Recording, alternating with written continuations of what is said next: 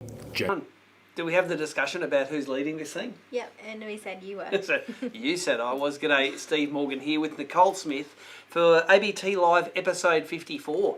And I think this monthly sort of cadence, let's tackle Fridays, catch up to it. I think I'm doing Tackle Fridays 54 this week as well. There you go. So welcome to the show. This is all about Australian bass tournaments, brim, bass and barra events, and all of the anglers and sponsors who make the series what it is.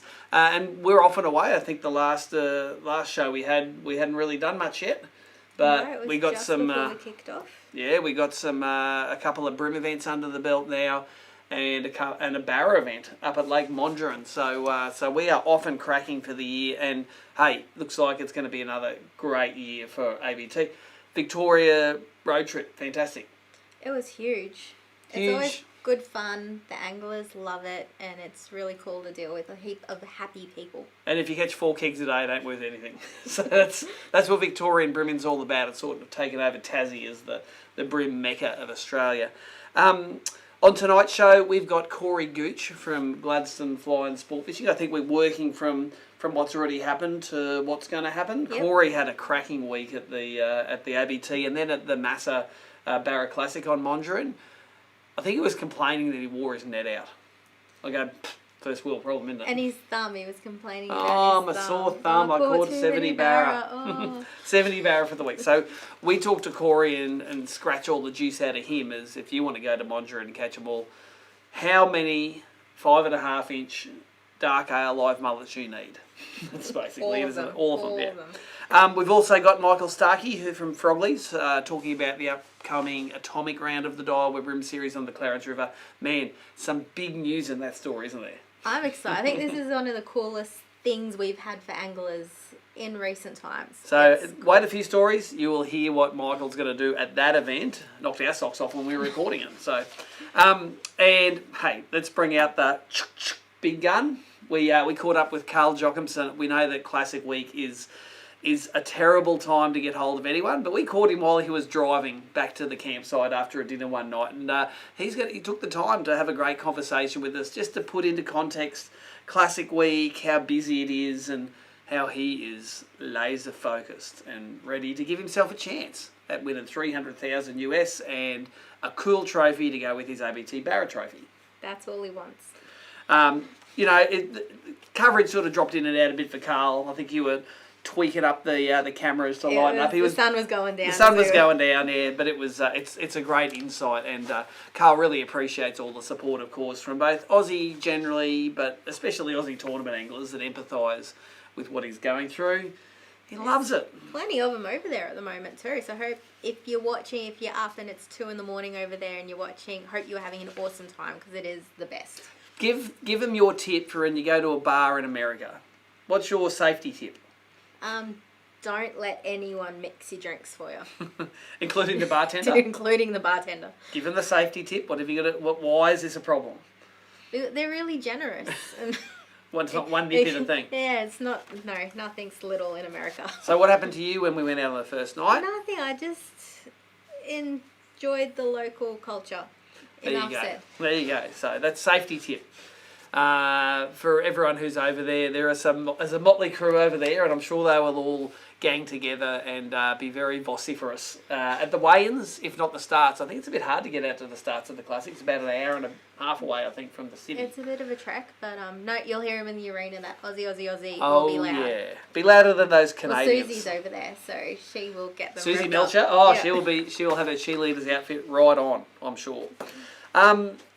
So, interesting things that happened during the first few events. The first brim event was sponsored by Duo, and we had Joe from Duo across. Joe's a Japanese. He's one of their international marketing guys and also their social media guy. Spoke really good English actually, and I really loved taking him out for a day on the pre-fish. He did some flathead fishing down there, some brim fishing.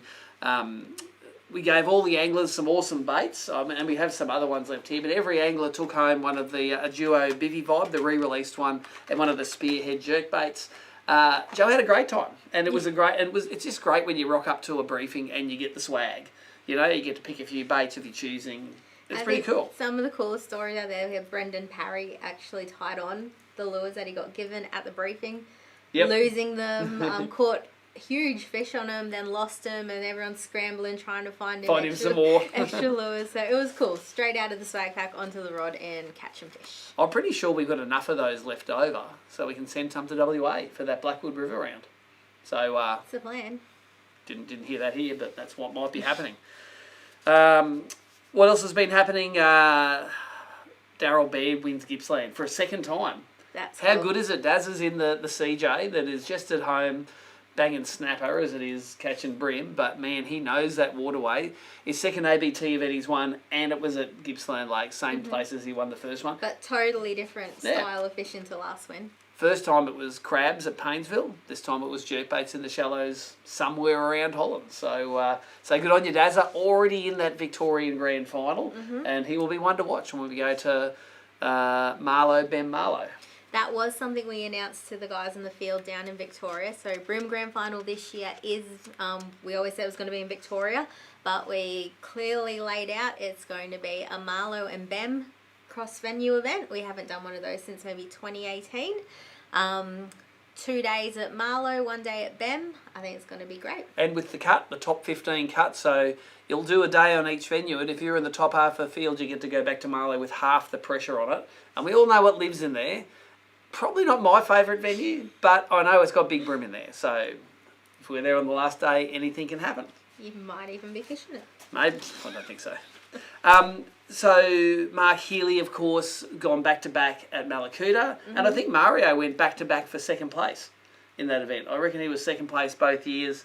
Mark, if you've watched his interview, he's just the yellowfin guy, fishing for yellowfin. And as he said in the interview, half an hour each day made the difference. That's when they bit. So on fire at the moment. That's about 8 events in 3 years, I think. So don't know when the Healy train's going to stop, but it's still rolling at the moment and rolling pretty hard. So looking at AOY, I can bring up that there. We can see the boaters, Mark and Mario, both leading that one at the moment, tied on 192 points. I know Mark Healy is fishing the Clarence next weekend. Mario can't make the trip up. He's going to have to miss that one. We'll see him The chance next. of Hodgie making the Clarence about 1 in 600? No, Daryl Baird is coming up for the Clarence. I'm talking about Brad Hodges.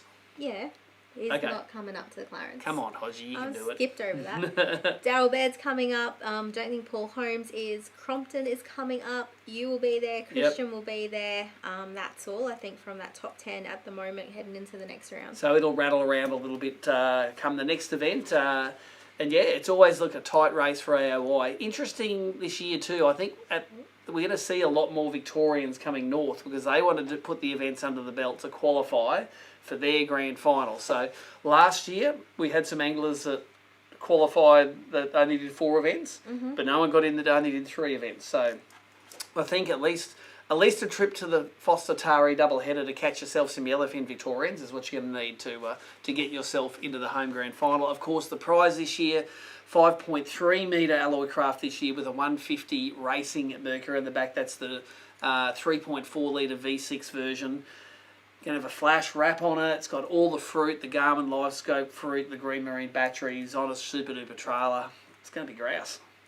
And you've got to call it grouse if you're in Victoria. That's how it works. It's a Victorian word. Jesse Rowan loves it. He does.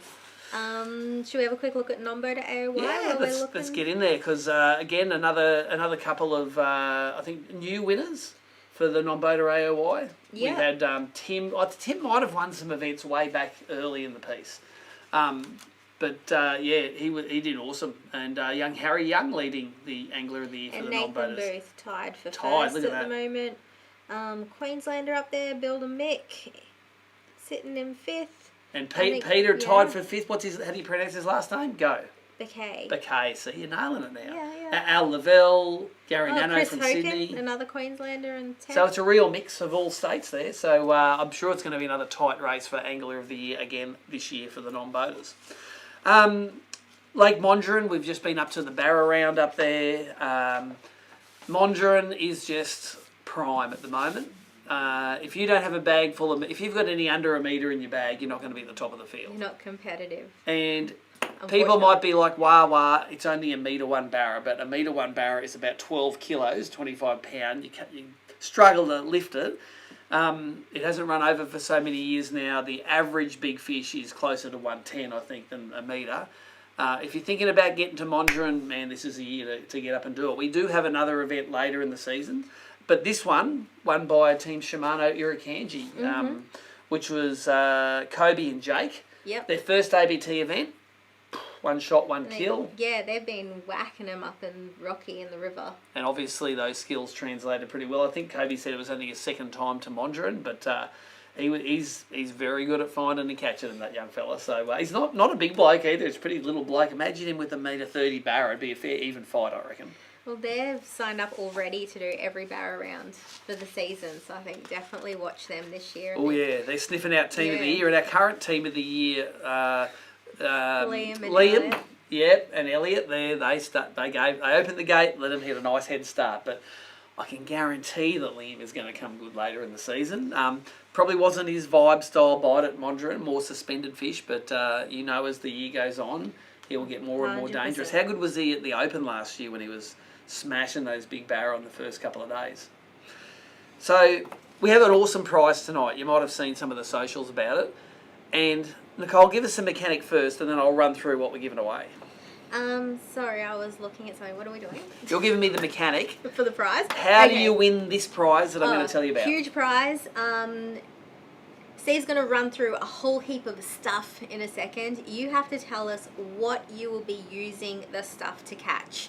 So we want to know one of the items. What you're catching and what item you're catching it on. So I'm going to catch a barra on a crush shitty heavy hitter, for instance. Might be what in your part of the world you do, but I think there's something here, no matter where you are in Australia, you've got some relevant stuff. Let's start off with the duos that I was hinting on about. Couple of the Bivy Vibes, couple of the Spearhead Ryukis.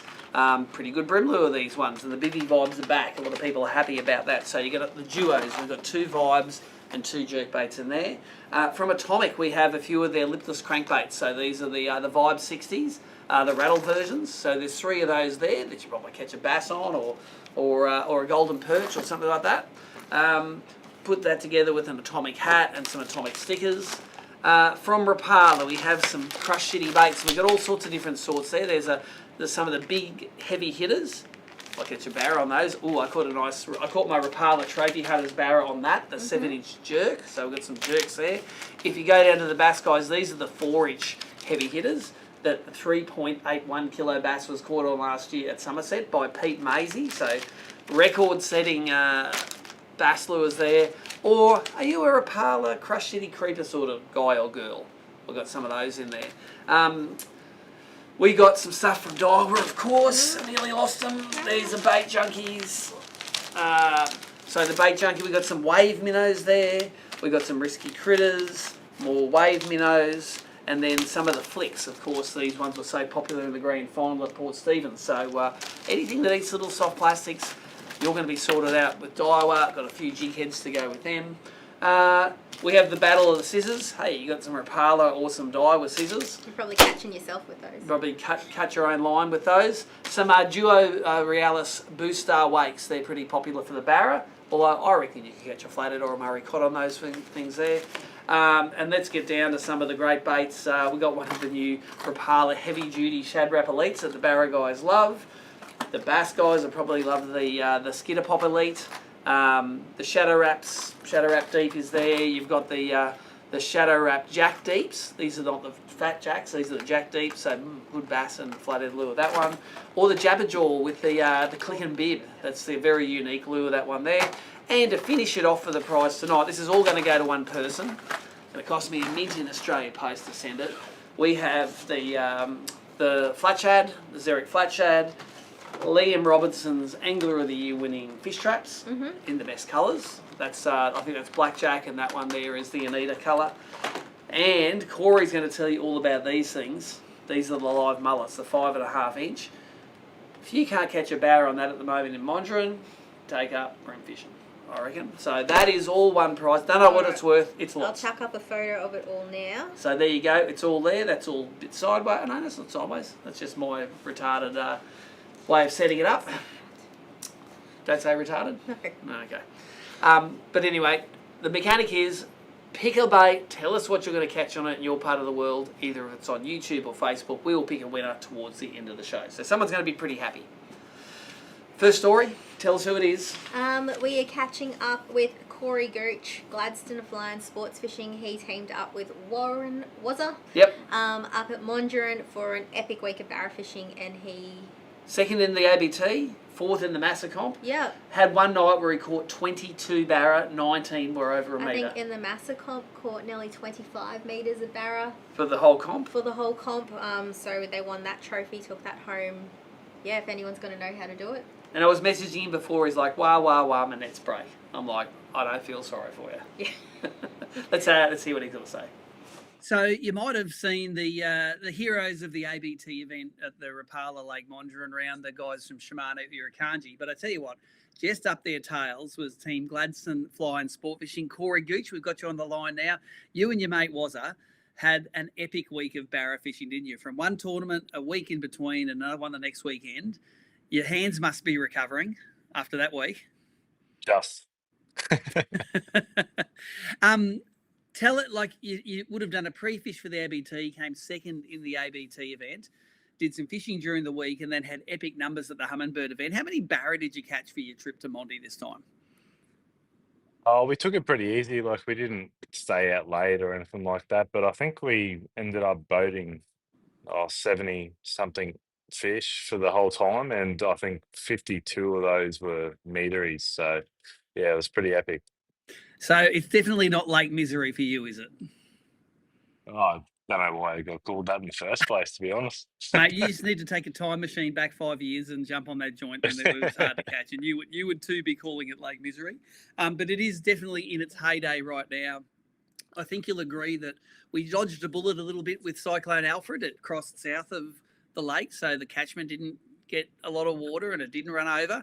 And I don't know if you're like everyone else in the southeast, every time a tropical low goes near that place, we're all waiting with bated breath. Yeah, well, there was definitely a bit of a pump up in the news there. But, I mean, we get a Cat 5 up here. You don't hear about it down where you are. But, yeah, nah, I was definitely waiting to see if the comp was still going to be on, and as everyone would have been. But it was unfortunate that a few teams had to drop out because obviously you always want to be against the best and all that sort of stuff. But I don't think he's fared too badly, so that's good at the end of the day. Look, all of the Brisbane barra experts mixed out, mate, but we're all rubbish at barra fishing in Mondrian anyway, mate. We just think we're a shot, but compared to the locals and the guides like you, we're all just second best. Now let's start. I think what people are going to be interested in is, I'm sure there's a lot of people in ABT land that want to go and catch their first barra. And you and I saw them at the campsites. There are people that come up from down south and they sort of spin their wheels a little bit when it comes to what do I need to throw and what tackle do I need. I think what we should talk about today is your techniques didn't vary much as far as I could tell from one tournament to the next and the way in between. There's a magic rod, reel, line, lure and bait that got you most of those 70 fish. And how would you like to share that with the viewers tonight? Oh, I mean, like, there hasn't been a dam where we've gone on, we haven't caught a fish on the old Xeric live mullet and the 5.5 inch. Yep. Like, we throw plenty of other things too, like when the bite might shut down.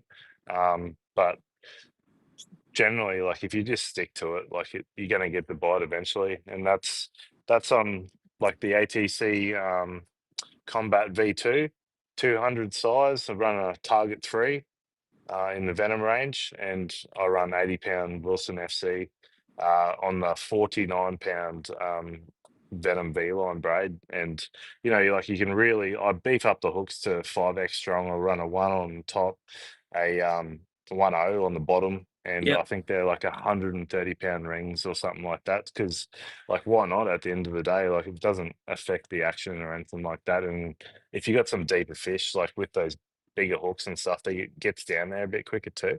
Yep. Because we run the live scope on a pole too, so we can target them in the top surface layer, and we can target them right down deeper, like 8 meters as well, using the same techniques. But I think you're the poster boy for Wilsons at the moment. I think they do every single bit of that outfit, don't they? Even are they mustard hooks on there? Yeah, they're the mustard jaw locks. Yeah. Yep. They're the new hooks. Cord and Dicko would be sitting back in the office there, just rubbing their hands together, saying, "This is what we want to see. We want to see guys using the sponsors tackle to catch fish, and you've obviously proved that's the case. What else did you catch them on during the week?" Yeah, so that's also this is on spin tackle. Yep. As you would know, Wheeler came over and showed us all how to stroll. Flogged We us. didn't do the northern rounds, but we were definitely listening and watching along on the ABT app and all that sort of stuff. So that's the 6.5-inch raid, because we can't get any of the bigger ones because they're Yep. already gone. But we run that on a half-ounce 7.0. I think it's a Saltwater Series Berkeley or something like that, Yep. and that's the only hook I haven't bent yet. And we still run the 80 pound. We thought that might affect the bite rate, but it didn't at the end of the day. And we run that on a 12 to 30 pound Venom spin rod, and just the 4,000 size ATC again, same grade, and yeah, like during the day, like the afternoon, they were just really honing in on that. They were doing backflips just to get to it. So Wow. yeah, it was really good. Yeah. It's been amazing, with the ABT and the Who Shares wins. It's amazing how fast the new techniques do the rounds, and I think it's awesome that all the anglers can go through this path of discovery when they see something working, get it for themselves, try the different ways of doing it, and all of a sudden, bang, it clicks for them, and they catch plenty of fish on it. It is an interesting way to catch them too, and for me, there's something about catching a barra on a big spin rod. They seem to fight harder, don't they? Oh, they fight harder, and you don't like, because with that rod, it's more finesse too. So like it feels so much bigger than what it actually is compared to when you're fighting it on a like a Target 3 or something like that. This is the pound rating. Yeah, I don't know. It's a special bite. Like they really just want to kill it, don't they? Like you'd know Yep. that from being out in the basin there. They just smash it, and Yep. When they decide like they want it, they get it. yeah, yeah, and like a lot of that comes back to the Archibald. Oh, dogs are off. But yeah, the Archer boys have been really braining them on that. So yeah, Yep. No, just it's good that they share their knowledge, and I just think where are we going to be in another 12 months? One thing I want to know is take us through how you work the mullet with the scope. What modes, what distances, and what sort of retrieves you use to turn fish on the screen and to fish on the end of your line. Can you run through your technique? so as you'd be aware, with like when it comes to nighttime at a Wonga, not a Wonga, at Mondrian, some of the algae or plankton or whatever it was rising up to the top. So it actually became quite a bit harder to see a lure. But we were, mucking around with like daily, every single day, we were mucking around with the settings and whatnot, and changing color palette. So usually during the day when it was clean, we were running like floodlight at probably like 70% gain or something like that. And then Yep. as it got darker, we'd go back to copper so you could see Yep. a lure a lot better. Yep. Got it out. Yeah. And so a lot of the time, like we found as the pump got on, um, the fish were a lot harder to tempt to bite. So you'd really have to be spot on with your cast, bring it right past their nose. Either they'd eat it straight away as soon as you match that color palette to your lure of the fish, they'd eat it straight away, or they'd hone in and like really chase it down. But like we're just generally getting faster and faster with our retrieve as it gets closer to the boat. And as they get closer to the boat, we're walking it down the boat, and some of them were buffing it off the surface right beside you. Like They we definitely lost. aren't. They're not afraid of the boat, are they, in those situations? No, but like as long as you keep it away from the boat. But Yeah. yeah, like a lot of them, um, yeah, like buffing it, and you get a terrible hook set because you got the rod in one hand, sort of thing. Yep. And we'd lose most of those fish, but it was cool to see anyway. Talk us about the matching the colours on the screen. That's something that the guys that are maybe newer to the forward-facing sonar don't know. In perspective mode, you can see which way the barra are swimming, and you can see, you can sort of see how deep they are because they're quite bright if they're close to the top, and they get fainter as they go deeper. Tell us about this colour matching and what it means. So yeah, generally like we'll have it out like 30 to 36 meters when we're looking for fish. And then so you might cast, but you won't see bugger all. Like you should know, you might see a splash, but Yep.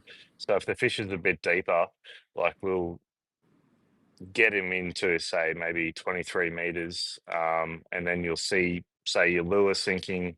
The color of the lure is, you nearly need it to match exactly what the fish throwback is. Yep. So that's what I'm talking about with the color. Um, yeah, matching it.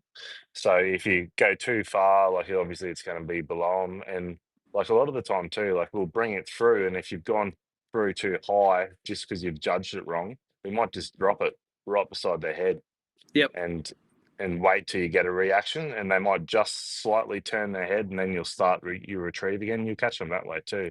But we find a lot of the time, like if you haven't got it right and you haven't brought it past their nose with speed, like their follow might be half-hearted, and they Yep. might hang back from it a bit. But if you like have it all right and they don't eat it just as it intersects their nose, as you're accelerating away, like they'll really get up its ass and yeah, belt it. No, it's a really exciting form of fishing, and I'm sure you see it with your clients every week when you're doing charters. Just eyes lighting up when they see the barra, they see it turn. You know, they see it. You know, it disappears, of course, when it comes in behind the lure, and you know, there's a cool feeling knowing that in the next 5 seconds you're going to get smashed by a meter barra, isn't it? It's pretty cool. Yeah, well, sometimes, yeah. And that's Maybe it. maybe 1 out of 15, yeah. Well, that's right. But you know what? One thing that live sonar I think's taught me is how many fish have we spooked over the years? Holy Oh, mackerel! 100%. All you have to do is throw within 5 meters of them a lot of the time, and especially towards, like, the end of that hummingbird comp, you had to throw, like, 40-meter casts, even if the fish was only 20 meters away, because they were just had copped that much of a flogging over the 2 weeks. They were Yep, just yeah, especially the bigger fish, they were honed in. They knew yep. what was up, yeah. Take us through the Hummingbird tournament. Like we did the ABT, you came second in that. You stayed there for the week. Did a charter during the week, took it a bit easier. But coming into the Hummingbird tournament, that's a bit of a marathon. That one, it's like an ABT all nighter plus an ABT 1 day event straight after it, all in like this 36-hour period. Take Yeah, it us was a through your mission. epic catch on the first day of that. Yeah, so we were just basically fishing in the same sort of areas we were in the ABT. Yeah, we ended up landing 22 barra on the all-nighter round, and 18 of those were over a meter. I Crazy. think, yeah, I think we were coming. Oh, we were tied first with the Tide boys at that point. Um, yeah, like to catch 18 meters in one night was pretty special anyway. But Yep. we just unfortunately, yeah, just didn't like. We knew that we needed a bag of like 110 pluses, and I think we had like a 111, 110, and then three 109s, and we'd caught so many 109s and 1.8s that night. Um, yeah, so that was pretty much it. And then we went out the next night, and we were basically just zooming around trying to find those bigger fish, and it just didn't happen for us, unfortunately. But that's the way it goes, and other teams are upgrading, and yeah, so that's how we ended up with fourth. And for those that don't know, it's just 5 fish over the whole tournament, your biggest five. So you might have a bag full of 109s. You haven't caught them all in one session, although you probably did catch that many in one session. But on the second night, you know, you might go out and a 108 is no good to you.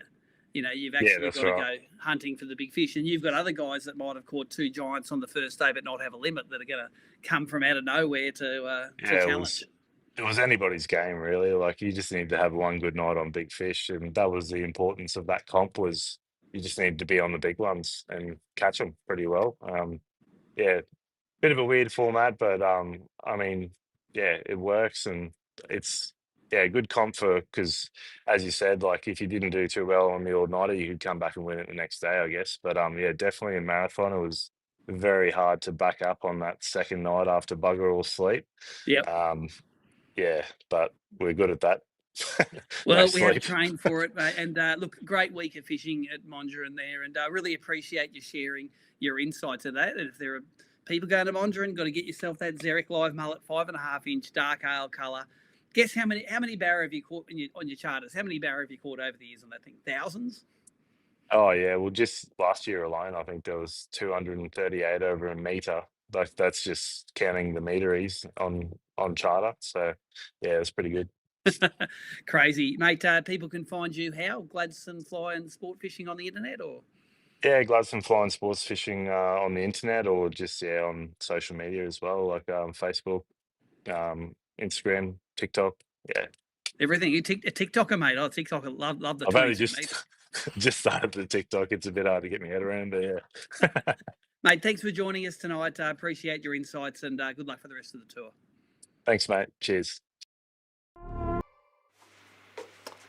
There you go. I love that Mercury Avatar ad. There's a Mercury Avatar sitting right here, actually. Love that motor. Geez, it kicks ass. It's been out for one Bass Electric tournament. The second one at Maroon got cancelled, so it didn't get to go out last weekend. No.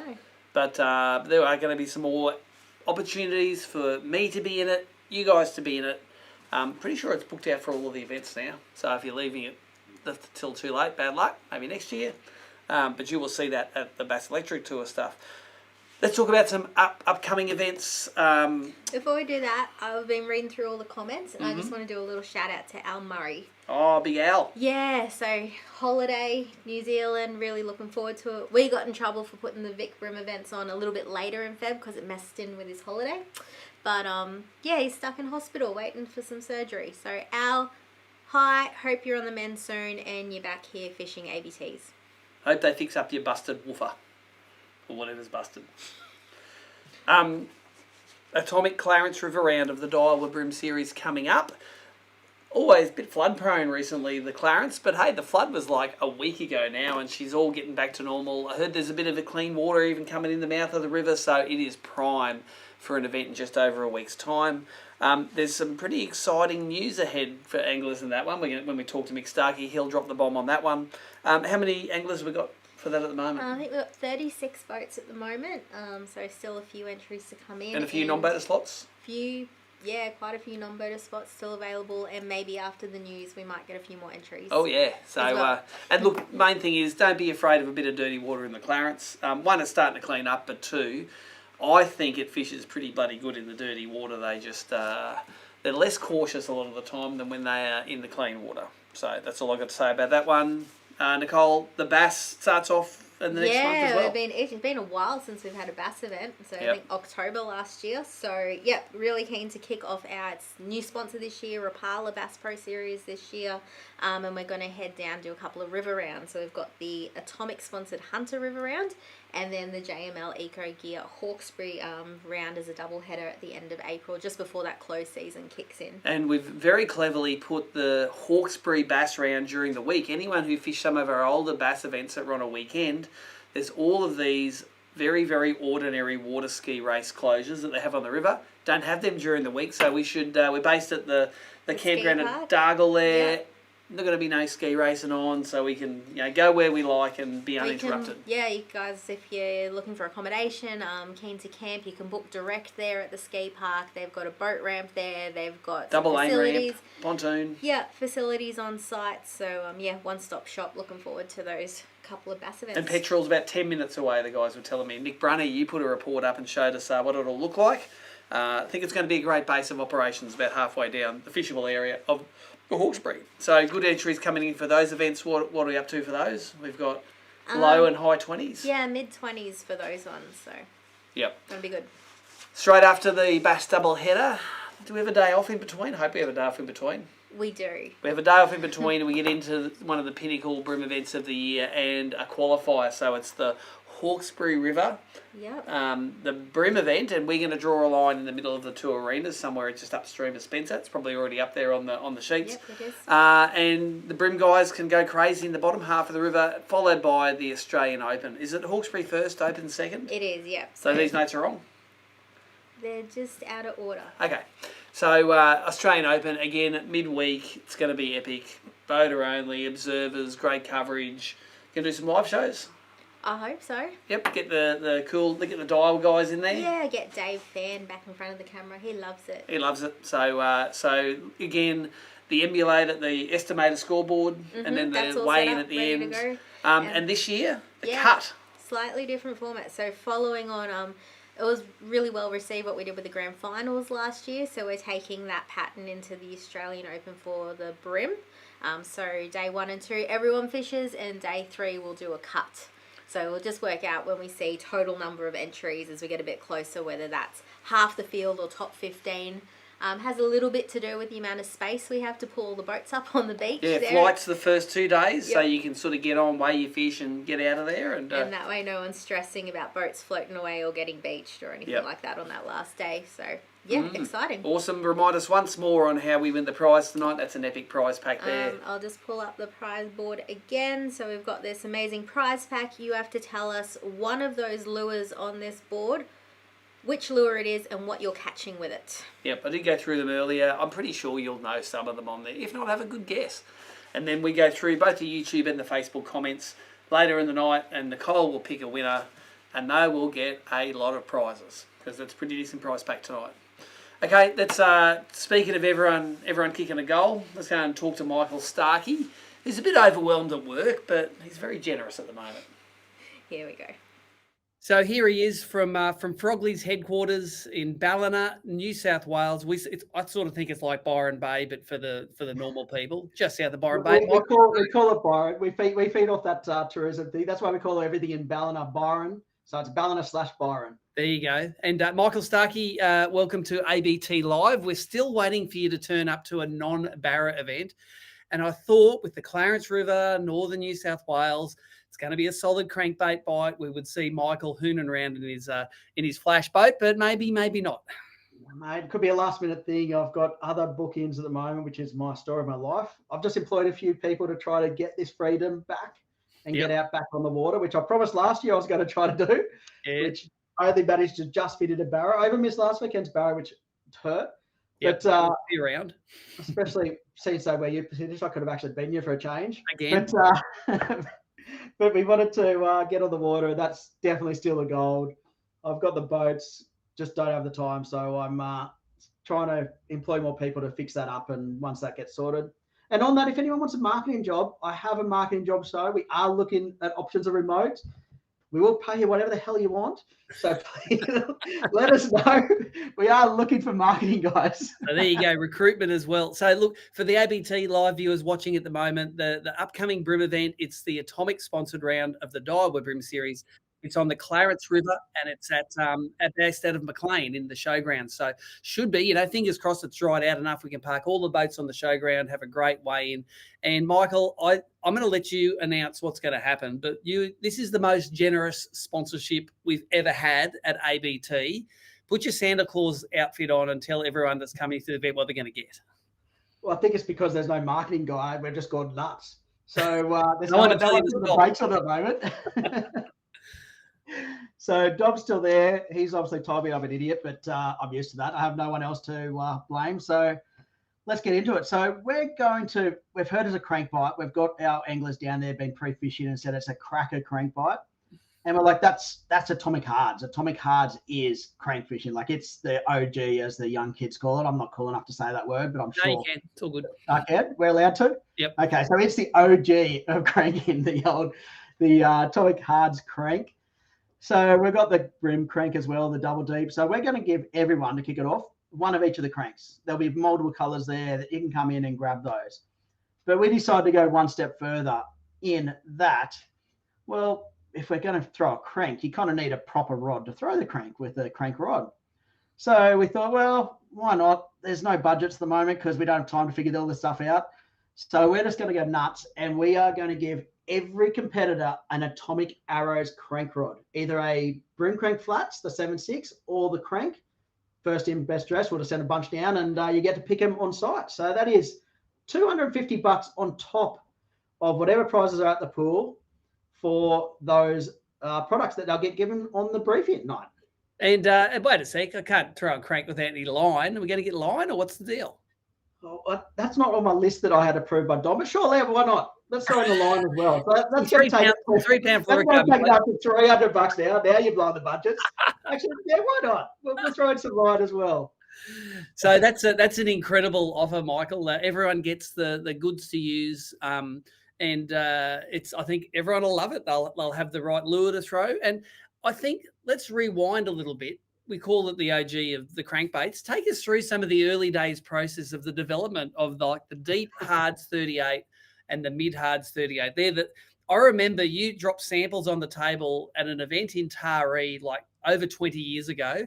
Yeah. I'm pretty sure I told you that nothing's going to eat those fat crankbaits. And that's what majority did. So I had a whole bunch of the original, when we first started inventing the hards, what lures to bring in and stuff. We had some samples from the factory. We brought out a bunch of shads and a bunch of cranks. Yep. And we put them all on the table. And obviously the hard body of the flavor at that time was the old SX40. Of course. Eco gear. And a lot of people had those at that time as a kind of new hard body. Like the scene hadn't evolved yet. And we pull these out and everyone grabbed those shad SX40 style lures, which is still a popular lure, and we still sell a bunch of those. But the hards were like, there wasn't much left there. So fortunately, Tim grabbed one. Because he was slow. He missed all the good ones, and he says, I'll take this one since no one wants it. You know Tim pretty well. He's your brother. He's not the fastest tool of the shed. So especially when it comes with physically moving from point A to point B. Yep. So what we did is he's got there, I'll give it a crack. He grabbed one of those and we grabbed one. I actually went overseas the next day over to the factory, and Tim was fishing the Brim tournament in Taree. And after the first day, he was up in the top couple, and he rang me and said, you have to get these lures. He couldn't catch a fish on anything else. And basically that phone call, I was at the factory. We decided on the color range then and there and got it in because he lost it that day. I remember him telling me. Yep. And he actually got to go fish it. He found it either that afternoon or the next morning when he was fishing again. He found it, put it back on, and started catching fish again, and nothing else.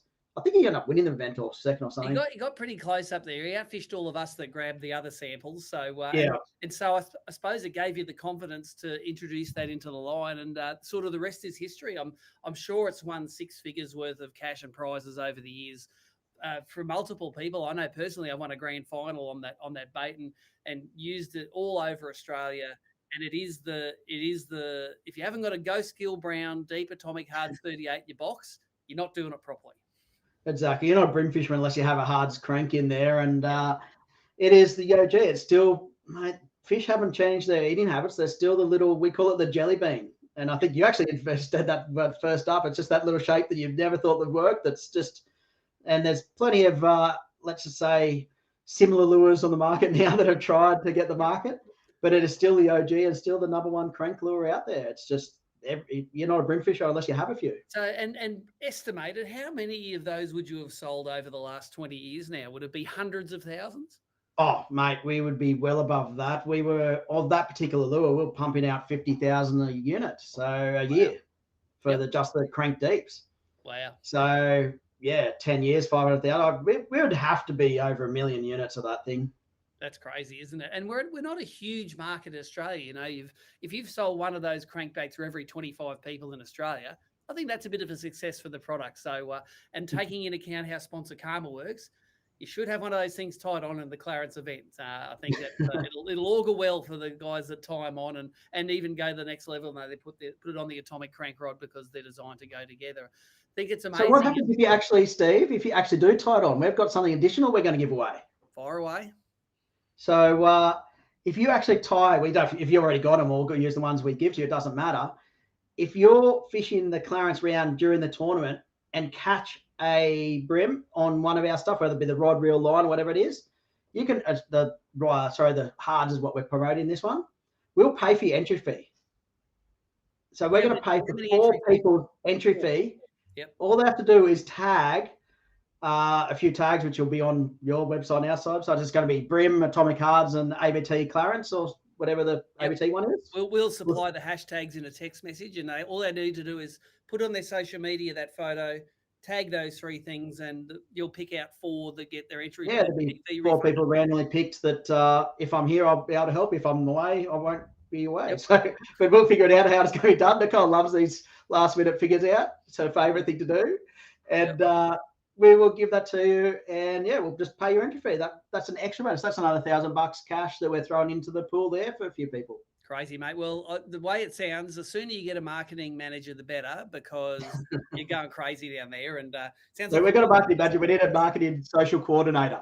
So if anyone is red hot on social and wants to become a social coordinator, The door's open at the moment. There you go. Great offer for the ABT Live people. Great offer for the people fishing the atomic round of the Daiwa Brim series. And I definitely think you're going to make a splash with that. Anyone watching the live show now, put the comments down below. I think give Michael a pat on the back because that is a fantastic, you get more than your entry fee back in goodies before you even start fishing for the, 10 plus $1,000 worth of cash and prize that we're giving away. So, Michael, thank you very much for that. Is there any other news coming out of Ballina apart from the fact that you need about 20 more staff members? Yeah, we need more stuff. Well, we've got lots of new products. I'm actually going overseas the week after next, which is why I'm supposed to go next week and not to the ABT. There's all sorts of trips I've got. But there's a bunch of new products coming out there, including some BFS rods that we've had developed that are coming out, and some different atomic rods. So yeah, we've got lots happening, and probably the biggest release this year that. Well, actually, I haven't told anyone. So, yeah, you guys will be the first to know. Again, how you draw this out every time is we actually have the Samurai, get it right, this brand. Some new Samurai rods coming out that are dedicated tournament rods. So these are the pointy end. You made a few comments on the reactions, how you think you'd do it for the tournament fishing. And I said, just wait for another year, Steve. The tournament versions are coming out. Nice. So they are going to be a trade show release. I'm going over there to finalize that sample, the blanks and stuff. And I can tell you the blank on this one is going next level. I physically can't spend any more money on any component of this rod to make it better. I've tapped every part from epoxies, cloth. Everyone talks about the Toray T1100 that we use on reactions. That's the flagship. Most rods start at about $700-800 for the T1100 cloth. We're going to a new cloth that's above that level that we have to get special permission from Toray to use, and only certain factories are allowed to use it. Wow. So it's going to be some snappy doodle stuff coming out. I've got my reactions pack for this event there. I've got a couple there to try some out. We'll live stream with those, and we're going to get the word out and guarantee I'm going to be slinging some atomic cranks because they've been a great lure for me over the years. Michael, thanks for joining us on ABT Live. Next time, you definitely have to wear your Santa Claus outfit because every time you come on, not only costs you money, but it makes a lot of people happy. I think Dob's going to ban me from doing these from now on because he just give away too much. Through the talk, I've got to write down the notes of we're giving away line now as well. Well, we was talking about if you can't, it's cool because that was what we were originally talking about. I've never gone back on anything I've ever said, have I, Steve? Oh, Jesus. Okay, well, I should have taken advantage of that. But, mate, thanks for joining us. We hope to see you at the event. Everyone can thank you in person, but otherwise, keep a watch from afar and enjoy the live coverage. Thanks for your sponsorship and thanks for joining us tonight. No, thank you very much, Steve. Thanks to all the ABT members too. Without the competitors, ABT doesn't exist. So thank you for supporting the brands that support your passion. So thanks, everyone. Good luck for the event, and don't forget to use those cranks.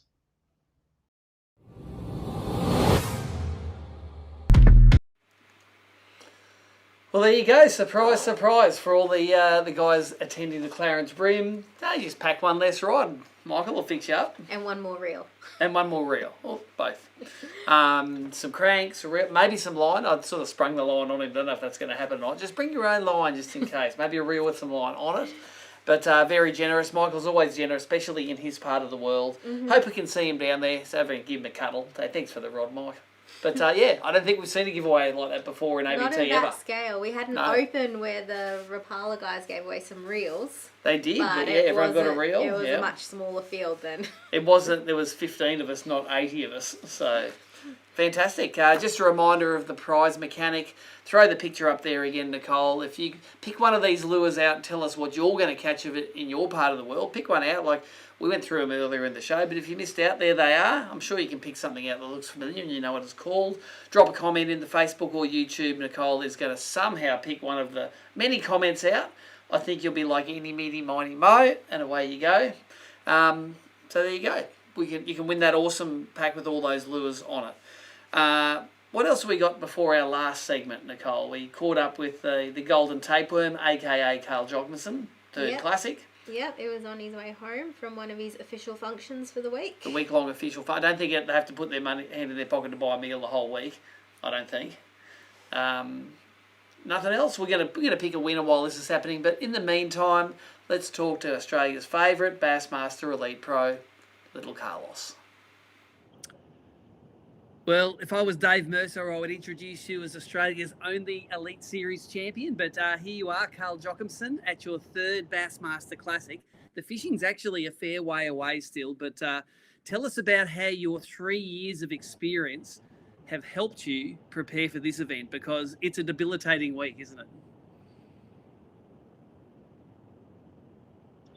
Yeah, it's really crazy. It's everything I've ever imagined it to be, but it's full on for sure, and it takes a long time. Now this is my third, and you definitely get a feel for it a little bit more. Have I still got you? Yep, we're all good, mate. We can hear you. You good? Okay, cool. It's so basically the first day of practice starts 7 days before the first day of the tournament. And so for the Aussies that don't know as much about these fish, is like they change by the hour. And especially in March, this is the time that they start to spawn. They're in winter mode. They do all of these things. They're a very seasonal fish.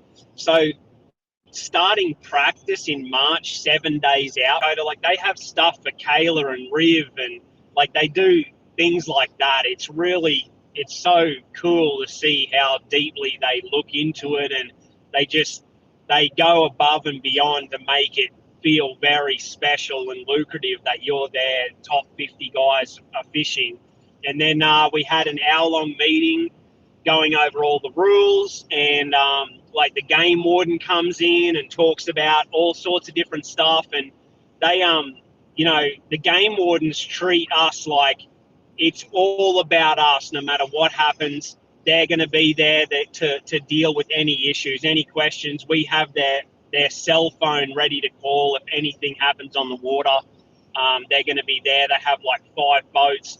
And then for this one, we're an hour 20 away from the arena, and this is downtown Fort Worth where we weigh in, and the traffic is hectic. So going over how we're going to get 56 guys from the lake with 5 bass through the traffic and then into the arena. So that's what we went over today, and then got a few things sorted this afternoon, and then we had a dinner with the Yamaha sponsors, which has been awesome. Yamaha got all the Yamaha sponsored anglers together and gave us an unbelievable dinner. And then right now I'm in the truck and I'm heading back out to the lake, and I got the camper set up there where most of the anglers are staying at the actual host hotel, the Omni, where I'm camping at the lake. So in the mornings I can get up and I'm at the lake. I don't have to deal with the traffic in the boatyard. I'm sort of on schedule to do what I'd normally do in an Elite Series tournament, and be ready to go. So I have about a 25-minute drive now still left, and hook the boat up and then ready for practice in the morning. It is a grueling schedule, mate, and I know that by the end of it, everyone's sort of half wrecked. And to be honest, it's probably the sort of tournament you want: the best instinctive fisherman, the best person that can roll with the conditions, the best one who can manage their time is the one that takes home I assume it's $300,000 again this year. Now, Yep. Your lead up to the Classic, I like to think it started when you're on Baratour in Australia back, and you have your reset. We all remember a couple of years ago, you and Gussie came across for Baratour, and after 3 events, Gussie was the Classic champion. You were second in Angler of the Year, mate. So I like to think that the Barra training does good for you. It definitely does.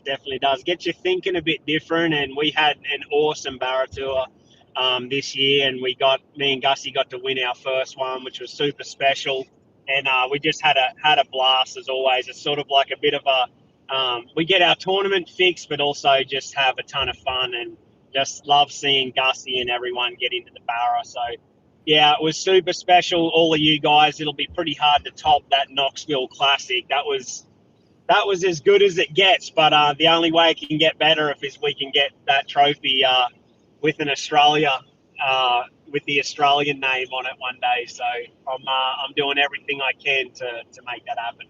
Well, let's face it, us Morgans are pretty good at the stats. I know Gussie, he's got a Barra trophy and the Classic trophy.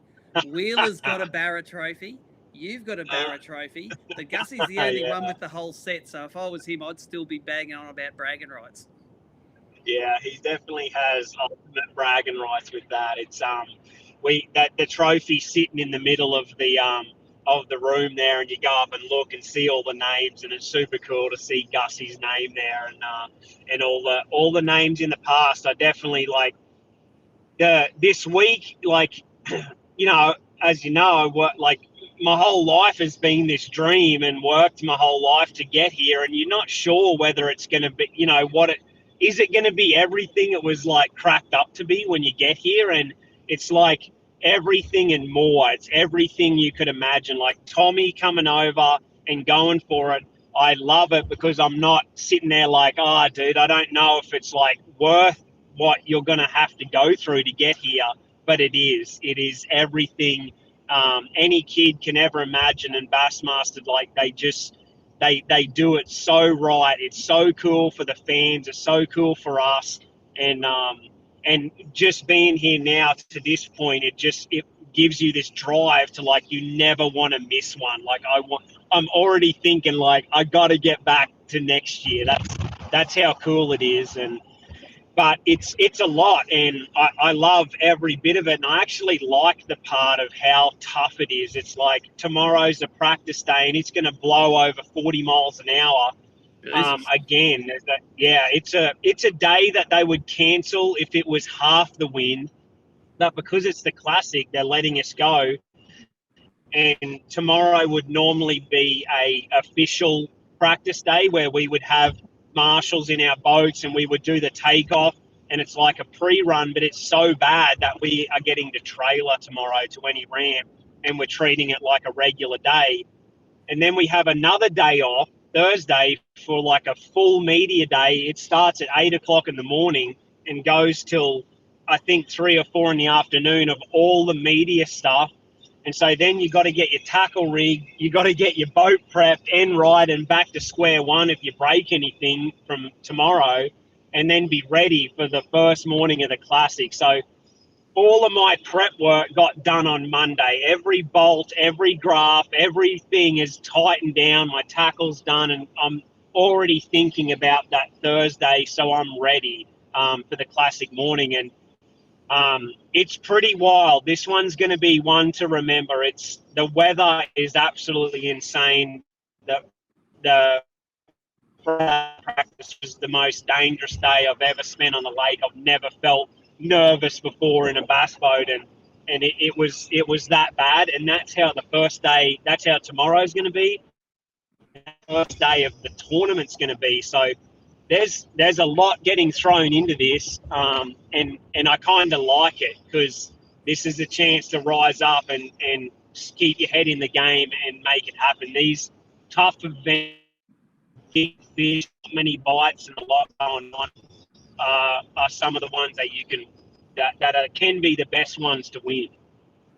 That's an awesome attitude, I think. And I think, yes, definitely the ones that are just rocking up and with the fingers crossed are the ones that are probably going to get found out by the tough conditions and the tough schedule. So from a fishing point of view, are we going to see giant weights, or is it going to be someone has 30 pounds and someone has a donut? Is that how it's going to roll for this impoundment? Yeah.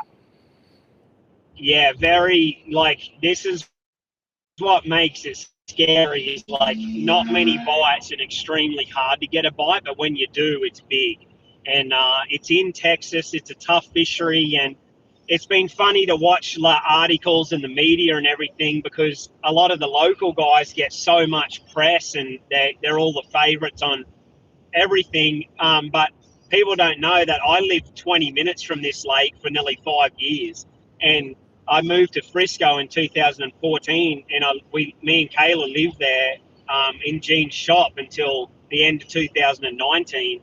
And so Ray Roberts was one of my lakes that I got to fish that whole time. So always underdog, and always I like it that way though. And hopefully those times I got to spend out on the water and living in Frisco can pay off over the next week. Well, I think the best way to show that you may not be the underdog is to swing a couple of big dogs up at the stage there, mate. We've been there and we've seen it. I've sat with you through the start of your first classic. I saw your hairs up on end as the Aussies are cheering. So hopefully you can keep the emotions in place, and the fishing gods are going to look after you this year.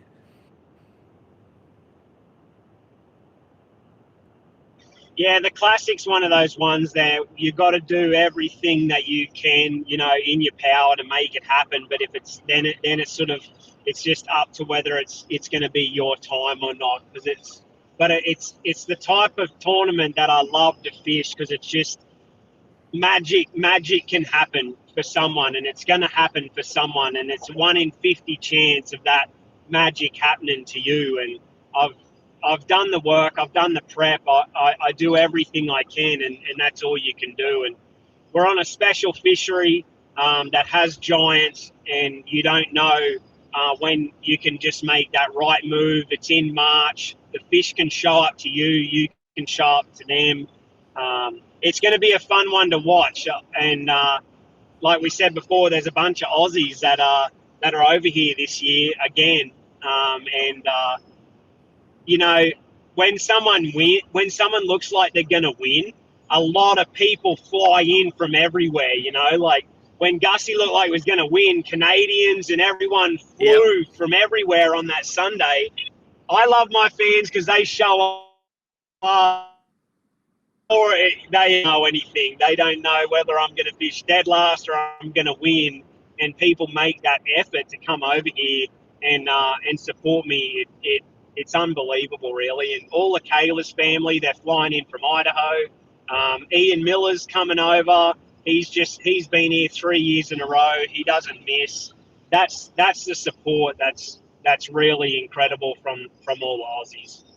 Nah, it's great, mate. We look forward to watching it from afar this time, but you can rest assured there will be a lot of classic watch parties happening all over Australia. We wish you all the best, and thank you very much for taking the time to have a chat to us in your busy week. And we're not going to annoy you until afterwards now, mate. So you can get your mind in the game, and rest assured that there's a whole country here hoping you smash it. No, thanks, mate. I've always appreciated the support, and Nicole mainly, but Steve a little bit, is the one that's got behind and got all those jerseys out to everyone. Between Kayla and Sherry and everyone, they've all worked their butts off, and everyone's gotten their Team Jocumsen jersey just in the nick of time. And so thank you to everyone that was patient and keep sending us pictures, posting them up on the Team Jocumsen page. And there's going to be an Aussie army, and hopefully we'll get the Aussie war cry going, and we'll show Fort Worth what the Aussie spirit's about. Good luck, Carl. Thanks, mate. Appreciate everyone. Let's get them. I'll be your beast of burden, an ally in enemy territory, a friend in unfriendly situations. Less than ideal? That's my idea of a good time. Overgrown, nasty, unforgiving, stumps, roots, rocks, angry winds, and mean currents. Throw me in and watch me swim. Mother Nature may be tough. I'm tougher. Lean in, roll up your sleeves, push through to the spots where you can really prove your mettle. Because discomfort isn't a deal breaker. It's just a hurdle between you and hooking in. I'm the kind of motor that'll take you places where chaos is the cost of entry, where the fish are worth the fight, where grit and guts beat glitz and glamour. If you ask me, the bigger the question marks, the better the quest.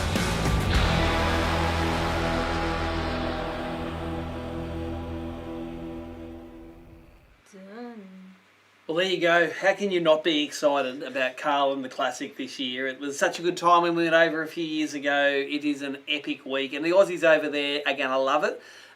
The old-timers, like Susie and Adrian and guys like that, or the newbies, they'll all love it. Very cool. Yeah. Jealous. Wish we were there.